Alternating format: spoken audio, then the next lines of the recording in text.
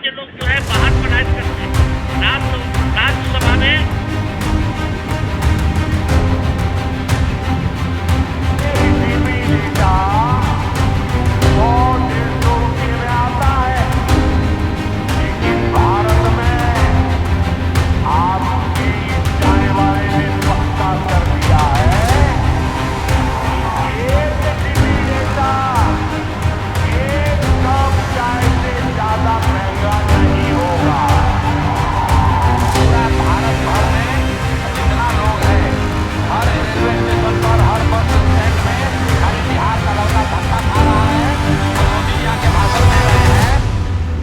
Data सस्ता कर दिए हैं।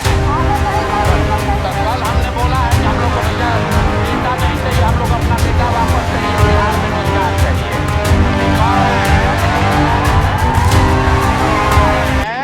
कि डेटा सस्ता हो गया है तो बेटा गुजरात में मजदूरी करेगा।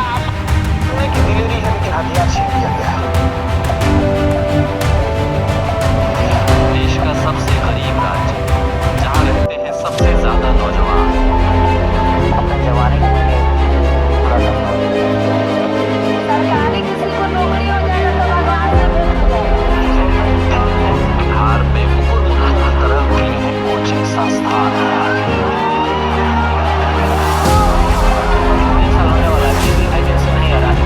50 को बाहर नहीं होती है होता है। सर ट्रेन पटरी पे चले ये खबर नहीं है। जो एग्जाम दे रही है वो विद्यार्थी को पता है कि ध्यान नहीं है, जो करा रहा है उसको ध्यान नहीं पता है। लाठियां बरस रही, लाठी जो 3 साल में ग्रेजुएशन हो जाना चाहिए उसको पूरा करने में 4 साल ले लिया। वो तो मेरे खुद से भी चल जाता है।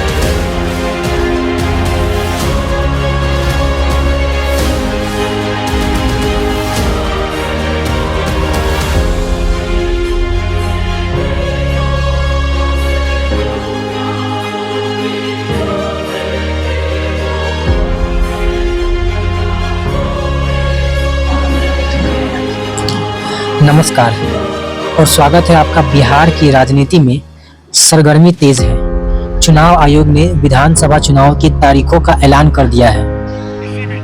यह सिर्फ एक चुनाव नहीं है, यह बिहार के जटिल सामाजिक और राजनीतिक ताने बाने का इम्तिहान है।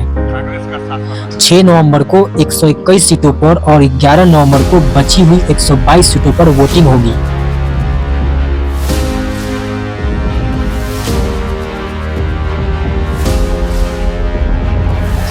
गिनती 14 नवंबर को है। बिहार में लगभग 7 करोड़ से ज्यादा मतदाता अपने मत का प्रयोग करेंगे। आज हम समझेंगे कि इस बार दांव पर क्या है और जातिगत समीकरण इस निर्णायक मुकाबले को कैसे आकार देंगे। बिहार की 13 करोड़ की आबादी जातिगत आधार पर बटी हुई है। अत्यंत पिछड़ा वर्ग ईबीसी 36%, पिछड़ा वर्ग ओबीसी 27%, अनुसूचित जाति यानी एससी 19.6% और सामान्य वर्ग लगभग 15% है।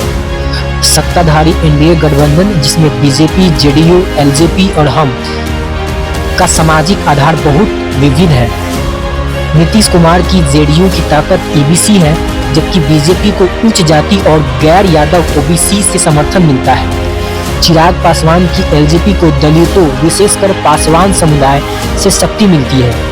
वही विपक्षी महागठबंधन आरजेडी, कांग्रेस, वीआईपी और वाम दल मुस्लिम आबादी जिसकी आबादी करीब 17.7% और यादव आबादी जिसकी आबादी करीब 14.3% को अपना पारंपरिक आधार मानते हैं। लेकिन क्या यह चुनाव सिर्फ जाति पर ही होगा या इस बार विकास और गवर्नेंसी की बात हावी होगी? विशेषज्ञों का मानना है कि इस बार कुछ एक्स फैक्टर है जो परिणाम बदल सकते हैं।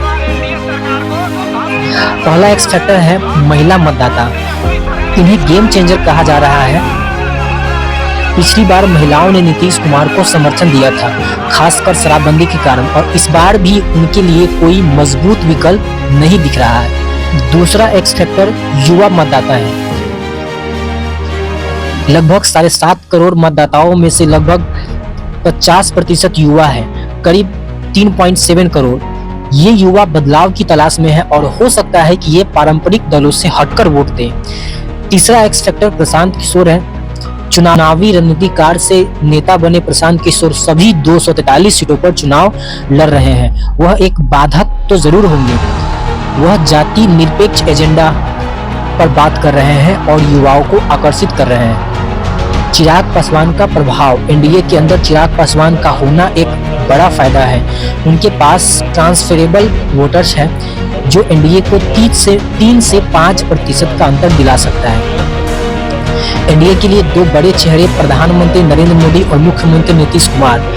पीएम मोदी को ताला कहा गया है, जो पूरा खाना परोसे जाने के बाद अंत में आता है, और उनके पास लोगों को विकास के एजेंडे पर भरोसा दिलाने की जबरदस्त क्षमता है। नीतीश कुमार ईबीसी, जिसकी आबादी 36% है, का वफादार समर्थन रखते हैं। एनडीए में सीएम पद को लेकर एकता है। दूसरी ओर तेजस्वी यादव ने युवा अपील करने की कोशिश की है, लेकिन महागठबंधन को अभी भी एक विश्वसनीय विकल्प के रूप में स्थापित होने में संघर्ष करना पड़ रहा है। विपक्ष उन मुद्दों जैसे जनगणना, अग्निपथ को जोर शोर से नहीं उठा पाया जो जमीन पर अंतर पैदा कर सके। बिहार के मतदाता बहुत मुखर होते हैं, लेकिन वे चुपचाप अपना निर्णय लेते हैं। मतदान के दिन ही बताते हैं कि वो किस दिशा में जा रहे हैं। तो यह देखना दिलचस्प होगा कि क्या बिहार, जो हमेशा से जाति की राजनीति के लिए जाना जाता रहा है, इस बार विकास और गवर्नेंस के एजेंडा को चुनता है। एनडीए के पास फिलहाल शुरुआती बढ़त दिखती है। आपकी नज़र में इस बार बिहार का असली गेम चेंजर कौन होगा? हमें कमेंट्स में बताएं। धन्यवाद।